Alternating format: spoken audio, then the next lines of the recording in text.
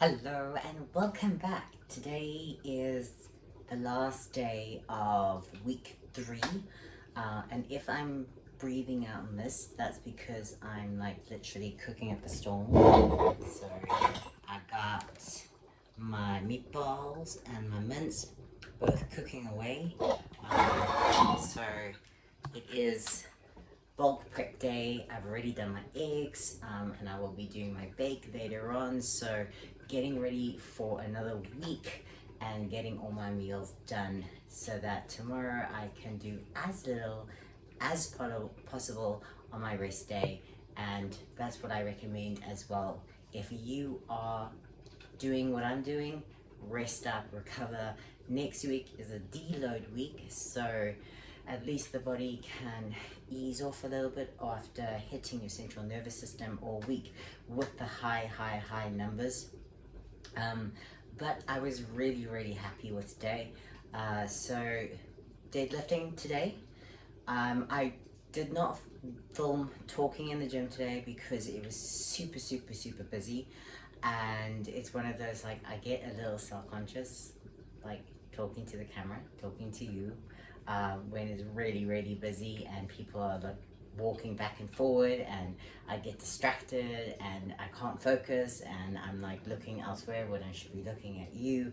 So I thought I would just do a recap at home and then answer one or two of the questions that have been asked in the questions below. Some of my other videos, just to answer in person and get to, wow, it looks like it's really cold, but it's not, I promise you. It's just all the steam from cooking. But anyway, so I had the extra peanut butter last night, so I ended up having about 60 grams of peanut butter, and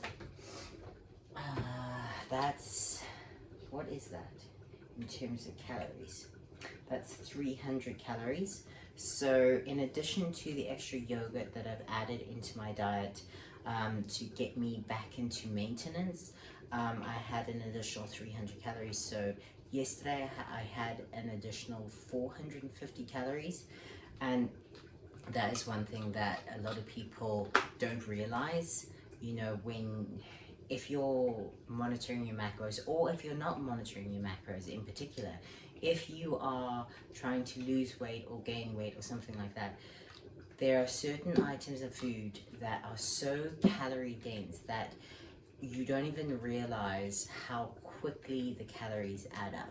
So peanut butter and all nuts are one of those things that are devilishly naughty in the detail, in that you can put away so many calories so easily. So if you are like one of those people who eats peanut butter by the tablespoons and you're trying to lose weight, I would suggest either eliminating it or literally like weighing out, whatever you're supposed to be eating, so that you don't end up, eating and eating and eating.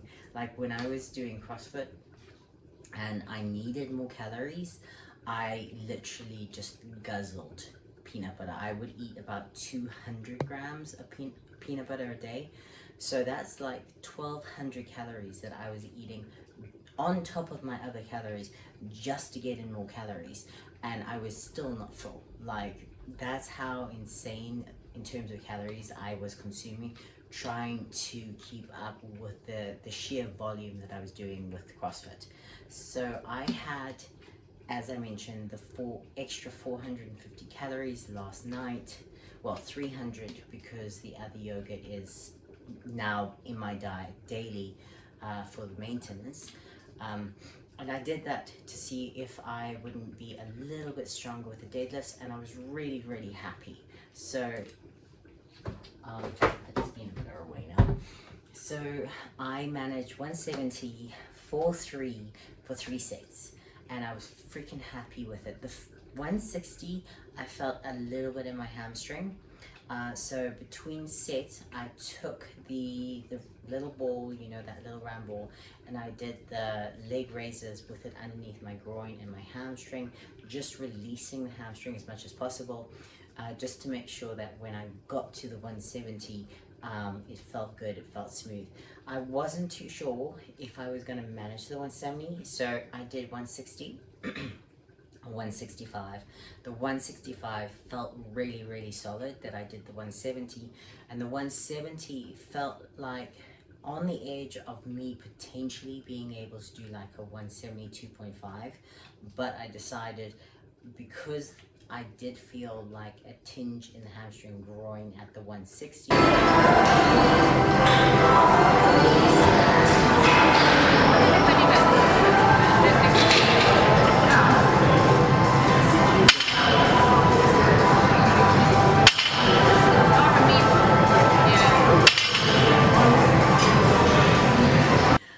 If you're a guy, you probably don't, obviously you won't have that issue, but for any girls watching, yes, it happens, especially when you're older, or if you've had children, or I've had a lot of surgeries, and it just gets heavy, and then things happen, you know, like people, so there are people who have crapped themselves. I can't see how that happens, but apparently it does happen. And then obviously there are the people who like projectile vomit when they do super heavy deadlifts.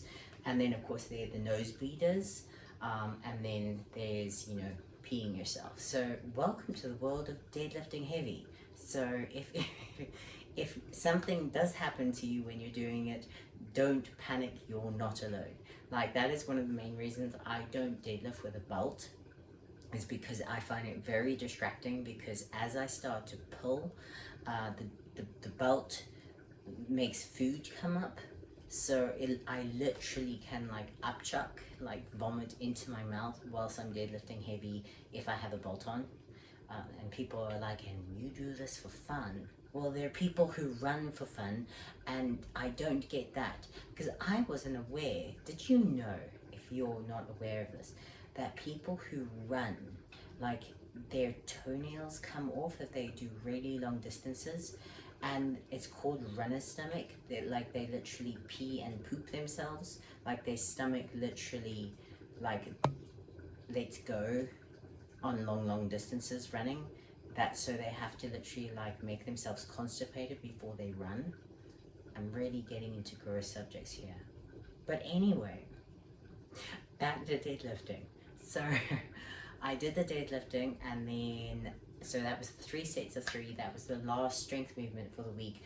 Really happy with that. So then I just did a bit of mobility, worked on some body weight mobility movements, things that I am really enjoying, and using my body and seeing what it's capable of and what I can do, and I'm really loving it. I'm really enjoying it. So that is what I did for accessories today. So it was just deadlifting, because deadlifting is one of those central nervous systems, and it can really bug you up.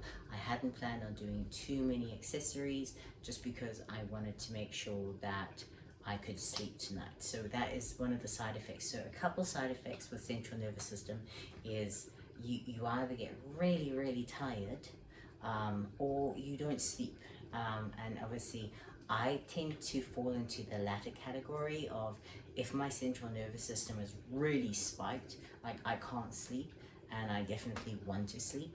And I do take 5-HTP and ZMA just to help me sleep at night, but sometimes if I've really hit my central nervous system, I do struggle to sleep. So if you are in a category where your central nervous system really makes you like wide awake, look at getting 5-HTP or ZMA, and also CBD oil. I've never actually tried CBD oil, but I believe it's really good for helping you to get to sleep.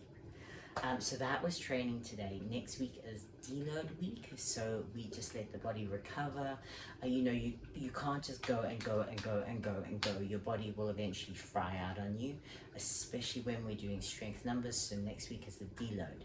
And one of the questions that someone asked me was, how do you design a hypertrophy program? So obviously I'm not doing hypertrophy at the moment. I'm focusing on strength and movement and mobility. And yes, there is a small element hypertrophy in it, but right now I'm not focusing entirely on making gains in the visual aesthetic sense. My gains are more strength, and yes, that will translate into some hypertrophy, but the rep ranges aren't the ideal rep ranges for growth, as in, you know, bulking out and getting huge. But they have actually recently discovered that, you know, you can get hypertrophy even from powerlifting numbers, but obviously it's not as probably effective as like hypertrophy ranges of like 10 to 12 reps. So what I would suggest, if you are focusing on purely just hypertrophy, is you want to periodize. So this is what I've done. I've done every single program underneath the sun. I've done FST7, I've done MI48,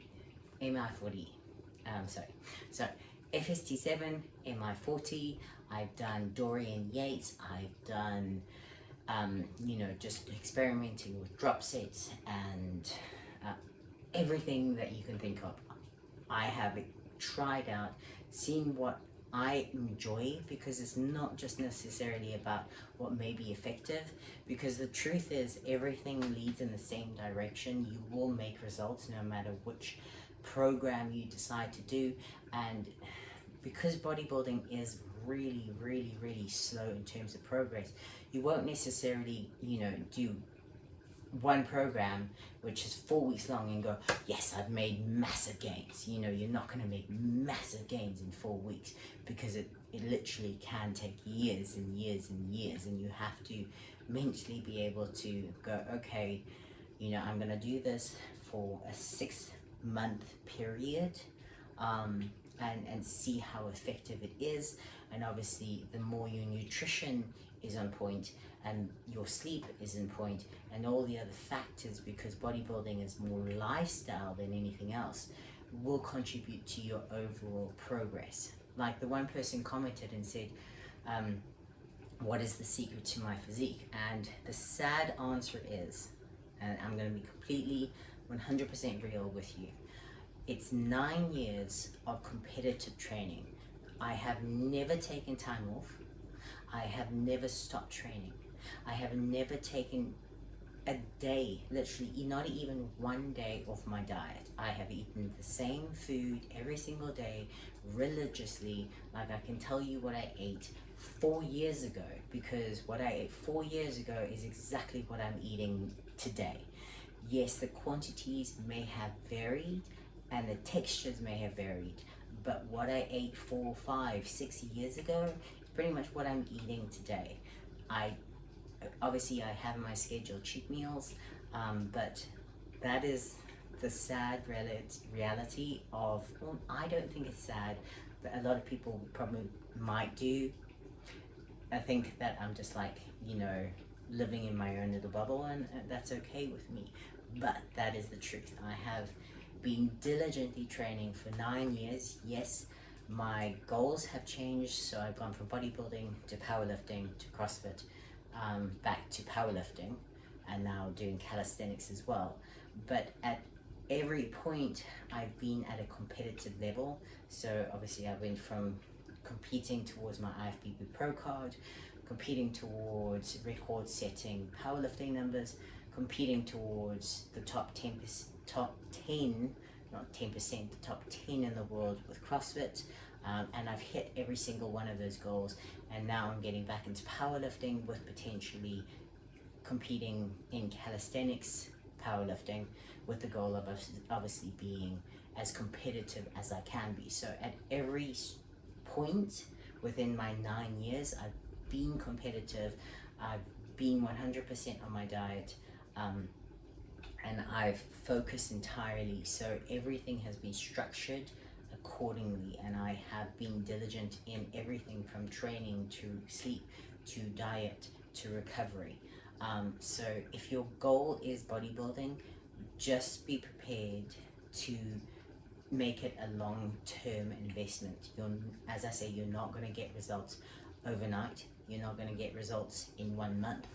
You know, you will start to see results in about 3 months, and that's if you are extremely diligent with yourself and you set yourself, you know, habitual habits that you can sustain long term, because bodybuilding is unfortunately more of a lifestyle. You know, it is about, yes, you're training 4 to 5 days a week for about an hour, but what else are you doing in those 23 hours that you're not in the gym?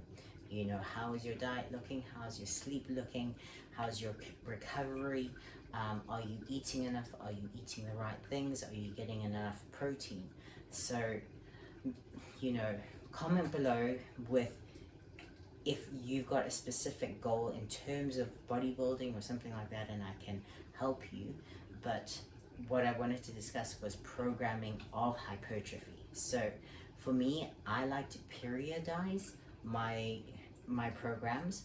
So I'll do like a 4-week blocks, and so I'll do the same thing every single week for 4 weeks, because there's no point in, you know, going, I'm going to do this kind of thing for a week, and then this kind of thing for a week, and then this kind of thing, you know, like there's no point. You know, like bodybuilding is very simple. You've got to isolate the muscle, you've got to feel it, so muscle-mind connection is really important. And you've got to make sure that when you're doing each exercise, you're hitting the correct muscle. So if you're doing side raises, that's why I emphasize, make sure that your shoulders are down, your scapula is retracted, your chest is up, and you're, you know, doing shoulder raises like that rather than like that. Because if you're going to do all your shoulder raises like that, you're going to get some epic traps, but you're not going to grow your shoulders. So you've got to make sure that everything you do, because it's simple movements, you know, you're doing bicep curls, you're going to do triceps, you're going to do bench, or you're going to do push-ups, you're going to do flies. It's simple movements done effectively, okay? And that's the most important thing. You don't need to do anything fancy. You don't need to have fancy equipment. You don't need to do this, and then, you know, a million different things. Yes, there are a million different approaches, but you don't need to complicate it from the word go, okay? The most important thing is, if you're doing a lat pull down, can you feel it in your lats? If you're doing a tricep extension, can you feel it in your tricep? If you're doing pec flies, can you feel it in your chest? You know, that is the most important thing. And that's why muscle-mind connection is so, in my books, the most important thing when it comes to bodybuilding and hypertrophy and aesthetics, because you need to be able to isolate every single muscle to sculpt it. Okay, and that's where Arnold says it's like you're sculpting your body, and you are. You need to be able to isolate every single element, every single muscle, because it's not about moving all your muscles to, you know, to go as heavy as possible. It's about moving one muscle, and that's why you don't need to lift heavy. You need to lift with correct form. You need to lift time under tension. You need to really isolate the muscle, and so that's tip number one. Regardless of what program you do, you've got to make sure you get each muscle isolated. From there, I would recommend doing 3 to 4 exercises per muscle group, okay? And you can split it. So you could do, for example, arms on one day, bis and tris. You could do more of a bro split, should I say, for like 4 weeks, okay? Where you do literally shoulders one day, arms one day, legs one day, chest one day, and back one day. That's 5 days. And in those 5 days, you would do 3 to 4 exercises for each muscle group. Remember, legs is quads and hamstrings, and then arms is obviously biceps and triceps. So on those days, you're doing 6 to 8 different exercises probably 6 would be more recommended because you can really focus, but 6 to 8. And then obviously on days that you're doing something like shoulders, you could do traps, you could do calves, you could do core, you could do all the accessories that you don't do every single day. So you could, for example, do a bro split for 4 weeks. And obviously, so it's 3 to 4 exercises per muscle part, and the rep ranges for hypertrophy recommended is 8 to 12 reps. Okay, so that's simple. So it's 4 weeks like that, done and dusted. Just make sure you get your muscle mind connection, you really focus on it. You could end off each exercise with a drop set, so you could up the weight for the last set to like 6 to 8 reps, and then you could do a drop set and accumulate 20 to 30 reps on that last set. So you've done like a bro split for 4 weeks, okay? That's simple, that's easy, that's really, not too complicated. Then what you can do is you can do like a push-pull kind of workout, and that's obviously you're going to take antagonist muscles. So you could do a pushing of like biceps is the pulling. You could do biceps with shoulders, okay?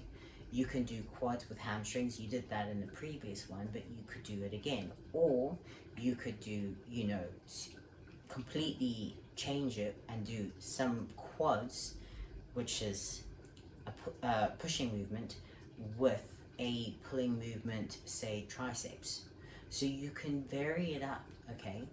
And what I would recommend with something like push-pull is you're gonna run, like you've got quads and hamstrings, shoulders, back, chest, arms, and biceps and triceps. So that's 5, 6, 7. So that's 7 body groups, body parts, okay? But you need to do 10 because you're going to train 5 days a week and 2 muscle groups a day, okay? So for those last 3, I would say isolate which body parts you feel you need to work on most, and you repeat those 3 muscle groups twice, okay? So obviously not every muscle group is going to be repeated, but not every single muscle group is going to be your weakest. So say for example your quads are weak, your hamstrings are weak, and your shoulders are weak. So then you're going to repeat those 3 muscle groups a second time that week. Okay, so then you're doing 4 weeks of hitting your weakest point twice a week, and everything else obviously just once a week. And that's a really, really nice thing to do. What you could then do is change the rep range. So now you do a rep range of 6 to 10. So you're getting slightly progressively heavier. And then for the last, so that's block 1, 4 weeks. Block 2 is 4 weeks. And then block 3, you could do really, really low weights, like Dorian Yates kind of style. So then you go back to a bro split where you're training 1 body part a day, super freaking heavy, okay? And you just like 3 to 5 reps, you hit it hard. Obviously you're working down to 5 reps. So you'll start on like 15, then you'll do 10, then you'll do 8, and then you'll do 5, okay? And you're just nailing that body part, getting it super pumped, and you're hitting it at a higher like percentage in terms of what weight. And so you've done kind of like a periodization where you've started nice and light, rep ranges, like 8 to 12, could push it to 15. Then you'll do 4 weeks where the rep ranges are middle of the par, so it's like 6 to 10 or 8 to 12, and then you really hit it hard for 4 weeks where you do like 5 to 7 kind of rep range, and then you repeat it all over again. It's not complicated, and I don't want to try to make it more complicated. But that's essentially what you can do. And that is one way to look at programming. There are a multitude of different programs. But the most important thing is, don't be scared to experiment. But like, there is no point in you saying, like, I'm going to stick with one program for the rest of my life. You need to experiment. You need to try out different exercises. You need to find which exercises work for you. Like, for example, for me, I don't feel lunges. Like, lunges and me just don't get along. I hate fucking lunges. So I never do them. Like, obviously I did them if I had to do them, but I'm not going to do them for hypertrophy purposes. I just don't like lunges. Like, I feel them in the wrong muscles, so I know I'm doing something wrong. It just aggravates my lines. I feel tension in the wrong places, so I just don't do them. You need to find what muscles you activate with which exercises you feel the best and the most confident at, and then just hammer it. Dorian Yates didn't have a million different styles. He went to the gym, he trained for 40 minutes, and that was him done and dusted. Like, all he did was one muscle group a day, and he was one of the best. Yes, there's a lot of genetics involved there as well, but that's how he trained. So if you are looking to do hypertrophy, primarily 100% focus on technique, focus on muscle-mind connection, focus on recovery, your diet, and all the aspects related around training. Okay, because those are just as important as what you do in the gym. If you're wanting to see results, all of those need to be on point. You need to be, as disciplined as you possibly can to get results. And then in the gym, just do 4-week blocks. Try something out, stick to it for 4 weeks, okay? Do a bro split for 4 weeks. See how it feels. See which exercises you enjoy. See which ones you don't. And rework it. You could run the same exercises again, but different rep ranges. There are so many different, routes to the same results. You've got to figure out what works best for you. So I hope that helps. I hope that clarifies a little bit. And if you want further details, if you want me to write out a hypertrophy program that I'm going to be doing with my next program, and I will literally give you exactly what I'm doing with the hypertrophy, I will happily do that. So I can literally, next block, when we include more hypertrophy, I will write it all in the description so that you can follow along, you can give it a go, and I'll explain each exercise, where you should feel it, how you should feel it, and how I personally like to do each exercise. So I hope that helps just a little bit. I hope I haven't complicated things, and I hope you understand. Comment below with any further questions you may have, and I want to help you as much as possible. I'm hoping you're enjoying all of this, and I hope that you get in the gym and you set some goals and you kick ass and you make 2024 your bitch, because time is here, time is now. Let's kick ass. And I'm gonna finish making my meatballs. I always say meatballs, I don't know why. Anyway, I'm gonna finish cooking. I'm gonna have my eggs now, because it's the next meal, and then I've got meatballs, and then over and above all my other calories, I've got cheat meal tonight, so I'm gonna have my cookies. Yee, can't wait for my cookies. So I hope you have an amazing day, morning, evening, whatever time it is. I hope you kick ass. I hope you keep killing it and smashing it in the gym. You hit your goals, and more importantly, not just in the gym, but outside of the gym, you kick ass as well. Because you want to make progress, you want to see results, you got to be disciplined as possible.